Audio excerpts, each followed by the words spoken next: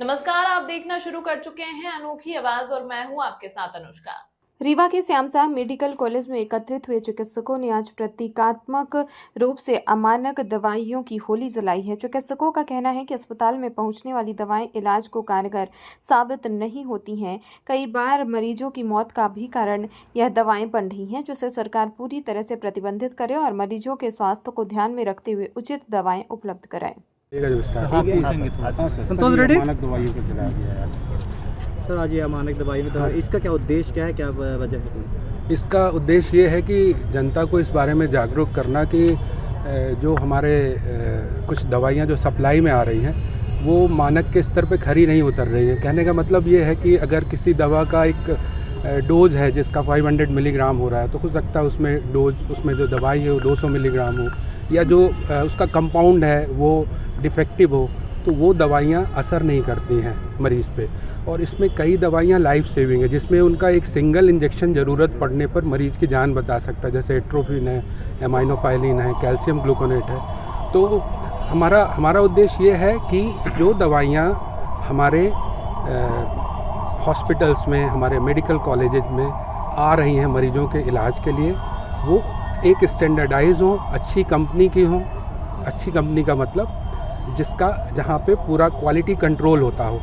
अगर वो दवाइयाँ सप्लाई होंगी तो हमारा इलाज बेहतर होगा, हमारे इलाज के रिजल्ट अच्छे होंगे और हमारी जो जनता है, हमारे जो मरीज़ हैं, उनको सबसे अच्छा बेस्ट परिणाम मिल सकेगा।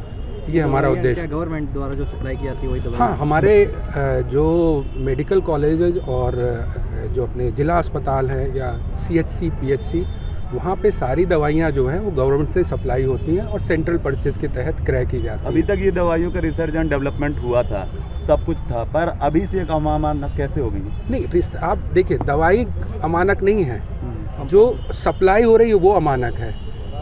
सपोज हम एक कोई दवा लिख रहे हैं, है ना, हम उसका नाम लिख रहे हैं कि लीवोफ्लॉक्सासिन दवा है। दवा तो वो रिसर्च और उससे लीवोफ्लॉक्सासिन इस बीमारी में काम करती है, ये पक्का है। लेकिन जो दवाइयाँ यहाँ मरीजों को दी जा रही हैं वो अमानक पाई गई हैं। तो यहाँ रिसर्च एंड डेवलपमेंट से बात नहीं है, जो सप्लाई हो रही है वो सही ढंग से नहीं हो पा रही है। सर, लगभग ऐसी कितनी दवाइयाँ होंगी, किस किस बीमारी में इस्तेमाल होती हैं? अब जैसे इसमें ये आपने देखा होगा, 3 महीने पहले एक न्यूज़ आई थी, आपके सभी पेपर्स में थी कि ये दवाइयाँ अमानक पाई गई। मैंने आपके PDF फाइल में शेयर भी किया था। तो उसमें कुछ कंपनीज़ हैं, जैसे एमाइनोफाइलिन है, कैल्शियम ग्लूकोनेट है, एट्रोपिन है, ये सारी दवाइयाँ, सबका नाम मुझे भी एग्जैक्टली याद नहीं है, लेकिन मैं आपसे शेयर कर लूँगा कि ये दवाइयाँ अमानक पाई गई थी।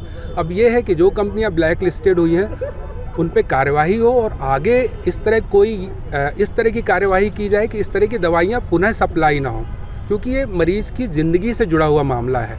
तो इन चीज़ों पे हमें पूरी तरह से, मतलब ज़ीरो टॉलरेंस की हमारे पास वो होनी चाहिए कि इस पे हमें किसी प्रकार का, मतलब कोई ढिलाई नहीं होनी चाहिए, और जो भी इस तरह कर रहा है उनके ऊपर कड़ी से कड़ी कार्रवाई होनी चाहिए।